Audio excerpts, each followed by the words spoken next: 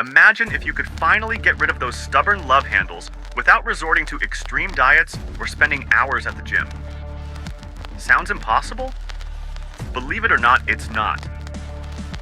In today's video, I'll show you how to eliminate love handles once and for all by following 5 simple, science-based steps. Let's get started. Hi, I'm Dr. Phill Kanne, and today we're going to talk about one of the hardest areas to lose fat, the infamous love handles. But don't worry, I'll show you how to lose this fat and keep it off for good. First and foremost, we need to understand how these love handles form.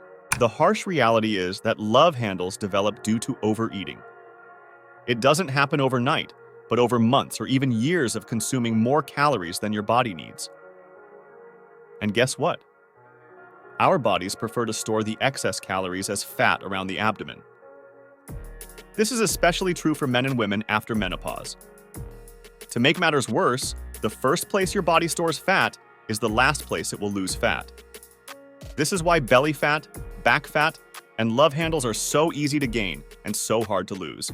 These areas accumulate fat slowly over time, without you noticing, and then seem almost impossible to lose, no matter what you try. But don't worry, love handles are like any other fat. With the right approach, they will eventually go away. And this starts with the most important step: nutrition. You've probably heard that you need to be in a caloric deficit to lose fat, right? Well, while a caloric deficit is essential, it won't cause much fat loss in your love handles immediately. Your body will prioritize other areas, like the fat around your face, shoulders, chest, and arms, before focusing on stubborn areas like the love handles. A perfect example of this is one of the members of Build with Science, Archie. In the first few months, even though his belly and love handles didn't change much, if you look closely, you'll see improvements in his face, chest, shoulders, and upper abdomen. It wasn't until after this that he started seeing some progress in his love handles. He just had to keep going until they eventually disappeared. That's why you should use a caloric deficit that isn't too aggressive, something you can maintain consistently, month after month, without feeling like you're starving. Most people try to rush the process, and while they may see some initial results, they can't stick to the diet long enough to burn off the love handles. And when they do, they gain it all back. Instead, for most people, a good general goal is to try to lose about half a kilogram of fat per week, which means you need to eat about 500 calories less than your body burns each day. But don't be afraid to go even slower if needed. In fact, if you go to the buildwithscience.com website, you can enter your details, and it will tell you approximately how many calories you should eat to lose fat, as well as offer a slower, easier to follow option. The next steps I'll show you can definitely speed up this process, but remember, you're not in a hurry.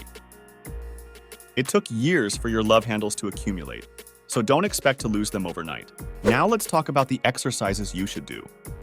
First, weightlifting. While this doesn't directly help eliminate love handles, it helps indirectly in several ways. First, increasing the size of your back and shoulder muscles can create the illusion of a smaller waist and less visible love handles. Second, if you don't lift weights while in a caloric deficit, more of the weight you lose will be muscle instead of fat. This can not only negatively impact your metabolism, but also make it more likely that you'll regain fat afterward. Think of weightlifting as a way to make you look better after losing the fat, but also as a safety measure to prevent fat regain in the future. And if you need a weightlifting routine to get started, I'll put links in the description for a free 3, 4, and 6 day per week routine for you to choose from. However, if your main goal right now is to lose love handles, you don't need a lot of work or volume. Studies show that just 3 to 6 intense sets per muscle per week are probably all you need to maintain your muscles, with older individuals needing the upper limit of that range. So, one strategy, especially if you struggle with consistency, is instead of lifting weights 5 to 6 times per week, consider for now reducing to 4 or even 3 times per week, or consider reducing the total number of sets and exercises and use the freed up time and energy for the next step. The next step is cardio. While lifting weights is great for building muscles, it has a downside. It burns on average about 1.7 calories per minute for women and about 3 calories per minute for men, which equates to approximately 70 to 200 calories burned in an hour-long workout. This might be slightly higher for larger and stronger individuals, but it's still not a very efficient way to burn calories. Jogging or cycling, for example, burns on average about 10 to 20 calories per minute, depending on your weight, so you can potentially burn the same amount of calories from an hour-long weightlifting workout in just 10 to 15 minutes of moderate intensity cardio. The importance of this goes back to creating a caloric deficit. While you should create a deficit primarily through your diet, you should also increase the calories you burn through exercise. Part of this will be through weightlifting, but the majority should be with cardio. I know just hearing the word cardio might make you want to run away, but cardio doesn't have to be exhaustive running sessions, and you don't need to do a huge amount of it. I'll show you an easy and effective weekly cardio routine that you can start right now. But first, let me explain why most people need it. Some individuals can get very lean and lose their love handles without doing any cardio. But typically, these are people who are already active and on their feet all day. In fact, if you use our calorie calculator, you'll see that there's almost a 700 calorie difference in daily calories burned between someone who sits all day and someone with a very active job who is on their feet all day. So unless you have an active job or lifestyle, without any cardio, you'll have to eat a very low amount of calories to lose fat. And as I'll explain in the next step, that amount will only decrease as you get closer to losing your love handles. Additionally, a unique benefit of cardio is that regardless of whether you lose weight or not, it helps reduce visceral fat, the deep, dangerous fat in your belly. This is obviously great for your health, but it can also make a small difference in losing love handles by reducing your overall belly size. But it's important to do the right type and the right amount of cardio. Just like your diet, you need something you can stick to week after week. So, what I'd recommend is starting with just walking. Track on average how many steps per day you're currently taking and try to increase that by 2,000 steps per day. Once you can do that, increase it a bit more and keep doing that until you reach about 8,000 to 10,000 steps per day. This alone will make a huge difference in your daily calorie expenditure and can honestly be all you need.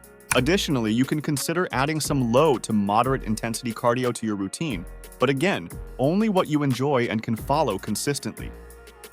If you hate running and won't stick with it, then don't run. A great example of this is one of our members at Build with Science camp.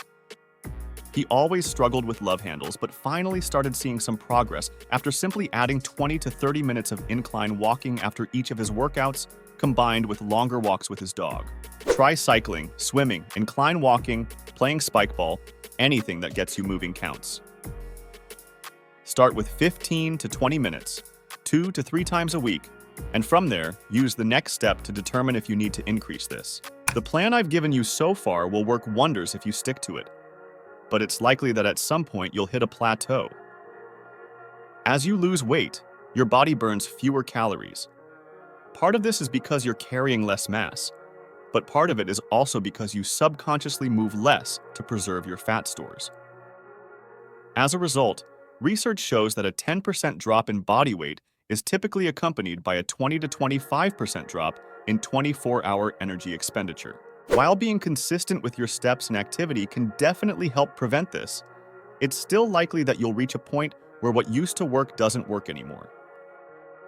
And you'll know you've reached this point if you haven't noticed any fat loss or significant drop in body weight for at least 2 to 3 weeks.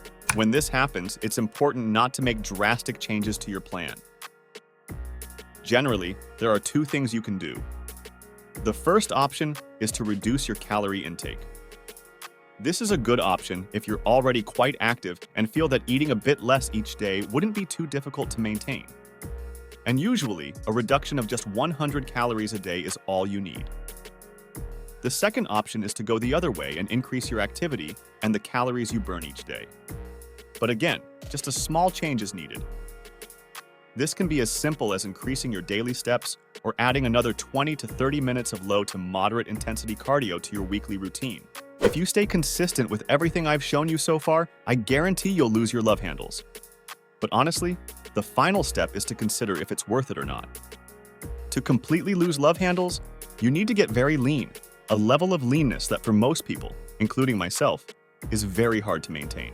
I've seen many people fall into the trap of becoming so obsessed with losing their love handles that they end up neglecting all the progress they've made in other areas and don't realize how good they already look. For example, here are some of the members of Build with Science, Saren and Dexter. They both look amazing, and in Dexter's case, he's already made great progress in losing his love handles. However, both are still fixated on completely eliminating them. And honestly, to do that, they'd have to keep pushing and dieting to a point where they probably wouldn't be able to maintain afterward. Trust me, we all want to look like the ripped guys on social media, but most of those guys have incredible genetics, are often not natural, and also don't share how hard it is to maintain that shape and how it can make you feel exhausted and low on energy day to day. So don't worry if you still have a bit of love handles or lower belly fat. Embrace all the progress you've already made, take breaks and maintain what's necessary, and realize that the extra effort might not be worth it. And if you want a ready-made plan to guide you step by step through the entire process, visit builtwithscience.com and take the quiz to find the best program for you and your body. I highly recommend you watch this next video to learn about what to eat to help lose that stubborn fat. And I'll see you in the next one.